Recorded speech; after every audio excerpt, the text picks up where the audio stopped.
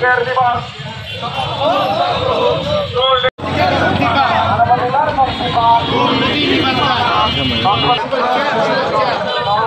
কক্সবাজার জেলার পক্ষ থেকে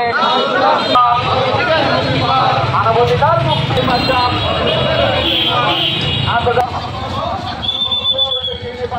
একটা সংগঠনের ছায়াতলে আমরা পরিচয়পত্র বহন করি।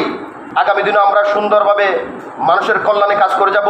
আজকে সুন্দর স্লোগান দেওয়া হলো দুর্নীতি মুক্তি পাক, মানবাধিকার জিন্দাবাদ। দুর্নীতি মুক্তি পাক, মানবাধিকার রক্ষা পাক। মানবাধিকার যেহেতু রক্ষা পাক, আগে আমরা যদি মানবিক না হই, আমাদের দ্বারা মানবতা বা মানবাধিকার কর্মী হওয়া সম্ভব নয়।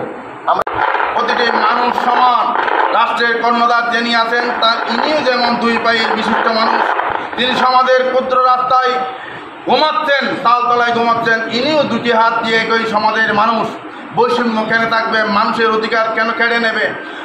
আমরা যদি সুষ্ঠুভাবে মানুষের অধিকারের জন্য শিক্ষার দিয়ে এই সমাজ ব্যবস্থাকে আমরা আমূল পরিবর্তন করতে পারবো। এই অধিকার বঞ্চিত মানুষগুলো কেন অধিকার আমরা ফেরত দিতে পারবো না? আমাদের সংগঠন করার উদ্দেশ্য থাকে, পিছনে থাকে লুকায়িত এই সমাজ ব্যবস্থাকে আমূল পরিবর্তনের মধ্যে একটি সুন্দর সমাজ গড়াই হলো আমাদের একমাত্র উদ্দেশ্য। মানবাধিকারের বিষয়টা আসলে অনেকে অনেকভাবে ব্যাখ্যা করে, অনেকে অনেকভাবে আলোচনা করার চেষ্টা করে। সবার মধ্যে সাম্য প্রতিষ্ঠার যে বিষয়টি, এটি মানবাধিকারের মূল বিষয় এবং সেই পত্র নিয়ে আমরা গত 15 আগস্ট থেকে কক্সবাজারে কম্বাইন্ড হিউম্যান রাইটস আমরা কাজ করছি।